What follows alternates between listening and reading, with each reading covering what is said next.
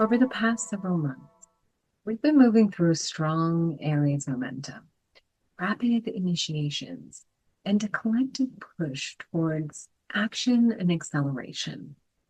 Then Taurus season arrives and slowing the nervous system just enough for many of us to reconnect with the body, stability, and what genuinely feels sustainable. Yet this week, something entirely new begins emerging as Gemini season activates Uranus in Gemini for the first time in a very major way. Welcome back to Oness Astrology. I am Mariana, and today we're exploring the Monday, May 18th through to Sunday, May 24th, 2026. Before we get started, I also want to let you know that this is the perfect week to explore the dial over at dial. You can visually follow several of the major sign ingresses on there. And of course, the energetic transitions happening almost back to back throughout the week are going to be more visually apparent. You'll be able to see Mars moving. You'll be seeing Venus moving, Mercury activating Gemini, and the sun crossing into Gemini itself. So lots of interesting things there. I will show you a bit of that later. And it's a great tool if you don't want to wait around for me to know what the energy is doing. Now, this week, opening up on Monday, May 18th, we have two major sign ingresses that I already kind of mentioned, and they're coming only hours apart. The first is going to be Mars entering Taurus, and then Venus is going to be entering Cancer. This is shifting the emotional and physical tone of the collective atmosphere.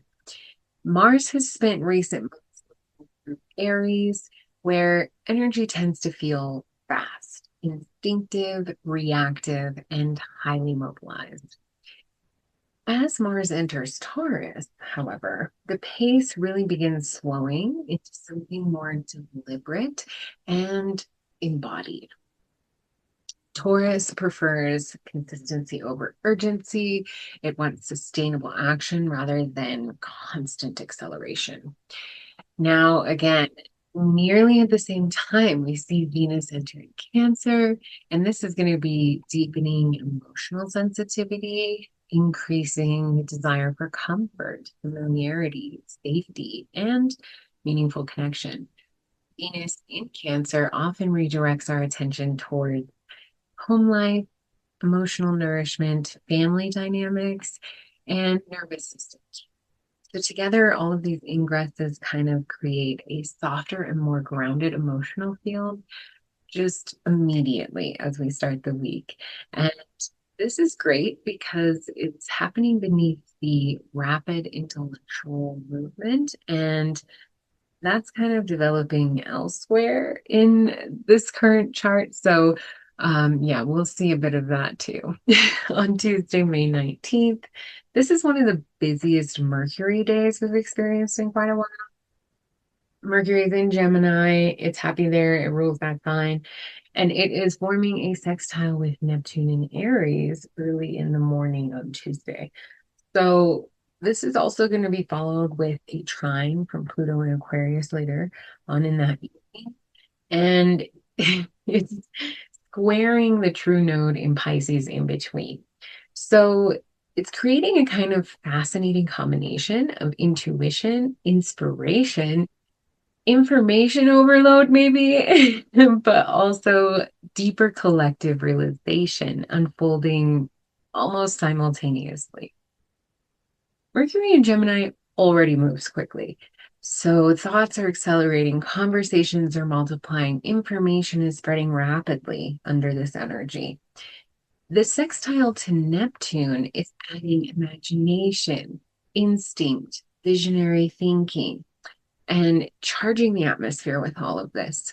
So many people may feel creatively inspired or begin sensing possibilities that previously felt able to articulate clearly.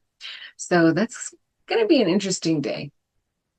Now, that evening when it trines Pluto in Aquarius, that's going to deepen everything pretty considerably.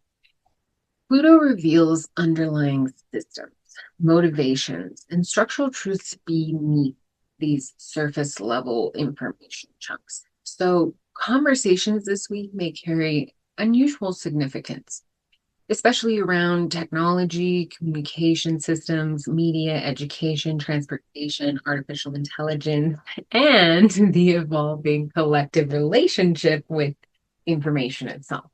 If you want some interesting thoughts on that, check out my latest article about the solar punk movement and how it kind of aligns with where I see the trajectory of the future going, if you're curious. All of this is kind of because Uranus entering Gemini, which happened at the end of April, is opening up this larger storyline of evolution and change. But this is the week that really feels like the undeniable activation point of that. Now, on Wednesday, May 20th, we're going to be officially beginning Gemini season as the sun enters Gemini. And I think this is a great point for me to jump over and show you the dial because it's just doing some really fun things. Now, what I love about the dial, one of the things that I've added in, I'm going to go ahead and just zoom in here so you can really get a feel for it. We have visual indicators. So we can see that Mars is going to be moving into Taurus in a day. I already set this for May 18th. So this is for the week that we are looking at, even though I'm recording it a bit early. So that's why that time is there and why I can click here to go to now. Gemini moving in 3 days, because again, this is set to Sunday. We can see Cancer, the Venus moving into Cancer, the moon's moving into Cancer at the same time. So you really get a visual indicator of all of that. And then too, if you want just a quick rundown, like I mentioned, you've got the weekly forecast, and that'll line up all of the ingresses for you as well. So really neat list format. All right. So that's my plug for the dial because it's awesome and I made it and I love it. Go check it out. Okay. Back to what we were talking about with the sun ingressing into Gemini on Wednesday, the 20th. Now, again, so we're going to feel more of those Gemini themes. The atmosphere could feel noticeably lighter, faster, more social, mentally active almost immediately, probably. Gemini season really increases curiosity, adaptability, movement, communication, networking, intellectual exchange. And it's got Uranus there, which is a lover of all of these themes. I've even heard Uranus talked about as the higher octave of Mercury, and Mercury is Gemini's home sign. Mercury is in Gemini. So Gemini is just booming right now. And not only that, like, because Uranus is there, this year it carries a very distinctly different energy. We haven't had the sun activate Uranus in Gemini yet. When it went through its first ingress into the sign at the end of last year, we were already outside of Gemini season. And so well, we were at the very tail end of it. I'll have to double check to see, but I don't believe that the sun conjuncted Gemini or conjuncted Uranus in Gemini. Yeah, the sun would have been on the way out as an Uranus was on its way in anyway. So I really don't think it's possible. Activation is what I'm saying. Excuse me. I'm cracking myself up now. Mm. All right. I think this all means it's all adding up to Gemini season no longer just being about information. It's about transformation through information. Many people might feel mentally overstimulated by all of this, but there's tremendous potential for innovation, breakthrough conversations, new ideas, technological advancement, and rapidly shifting perspectives. The challenge then becomes learning how to remain grounded while navigating such accelerated collective mental movement. Got that? The larger awakening is unmistakable. And then on Friday, May 22nd, we see the sun conjuncting Uranus in Gemini. Bum, bum, bum, bum, bum, bum. This is not only one of the most defining transits of the week, of the month, of the year, it is, I think, the defining transit, one of the most defining transits of Uranus's transit through Gemini, as I mentioned before. We're getting that burst of clarity from the sun, that illumination, charging up Uranus as it's just entered the sign for the long haul for the next 7 or so years. So expect insight. Right? Uranus disrupts stagnant systems and introduces entirely new possibilities, while the sun illuminates and amplifies whatever it touches. So, sudden realizations, changing narratives, technological breakthroughs, unexpected conversations, or entirely new ways of thinking may emerge. Many people, again, could feel simultaneously energized and overstimulated under this transit because Uranus really tends to move faster than the nervous system can comfortably process all at once. Thankfully, Mercury in Gemini is forming a sextile with Saturn today. This will introduce some structure and coherence into this otherwise rapidly accelerating atmosphere.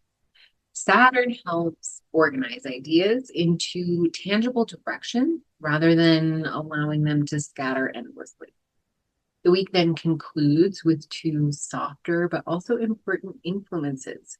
On Saturday, May 23rd, the first quarter moon in Virgo is encouraging practical refinement, adjustment, and organization.